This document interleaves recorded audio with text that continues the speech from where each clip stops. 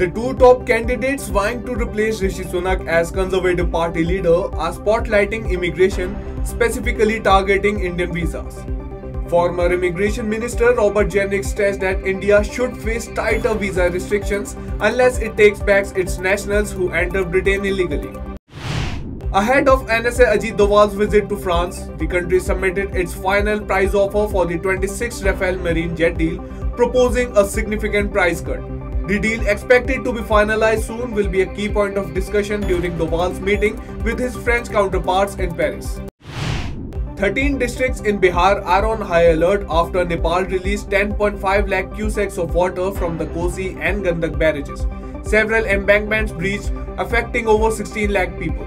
While some water levels are receding, the situation remains crucial.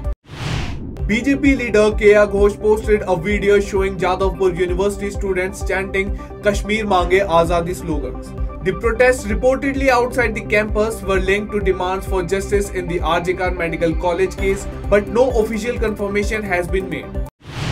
Gurpatwant Singh Pannu, a Khalistani leader, issued a threat to Canadian Hindu MP Chandra Arya, urging him to go back to Modi's India after Arya condemned the vandalism of a Hindu temple in Edmonton. Indian intelligence sources labelled Pannu as a rogue element. External Affairs Minister S. Jaishankar will meet US Secretary of State Antony Blinken on Tuesday to discuss bilateral and global issues, including the Ukraine war. Jaishankar will also meet other senior US officials and participate in the discussions on the future of US-India relations. The Supreme Court criticized Andhra Pradesh government for politicizing the issue of Tirupati Laddus. The justices expressed disappointment at statements that could affect public sentiment, emphasizing the importance of keeping religious matters away from politics. Chief Justice of India D.Y. Chandrachud admonished a petitioner for informally using the word "yeah" in the courtroom, reminding him of the proper decorum expected in the court. The CJI stated his personal dislike for informal language in the legal proceedings.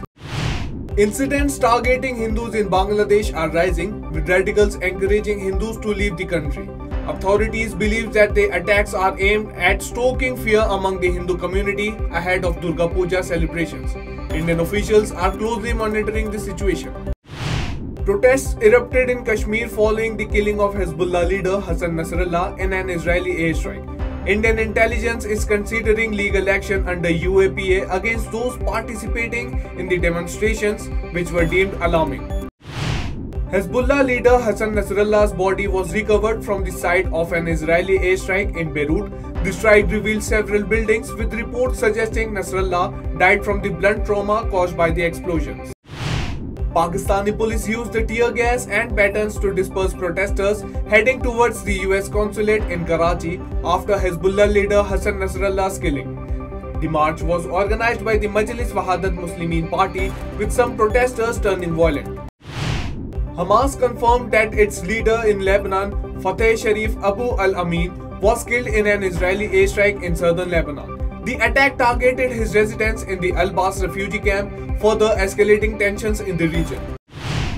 Pakistan's jailed ex-Prime Minister Imran Khan faces new terrorism-related charges after protests by his party. The charges include attempted murder and inciting violence linked to a rally in Rawalpindi. Hezbollah's deputy leader Naim Qasim pledged to continue the group's fight against Israel after Hassan Nasrallah's death. Qasim said Hezbollah is prepared for a prolonged conflict and is addressing its leadership transition. After 5,000 polling stations and 20,000 staff have been deployed across districts for the current phase of elections, each station is staffed by 4 officials, ensuring smooth operations and encouraging voter participation in the Jammu Kashmir.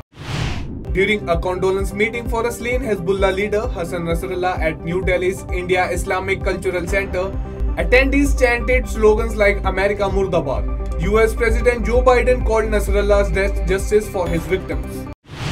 A special Kolkata court extended the judicial custody of Sandeep Ghosh, former R.J. Khan Medical College principal, and police officer Abhijit Mandal until October 4 in connection with the rape and murder of a junior doctor.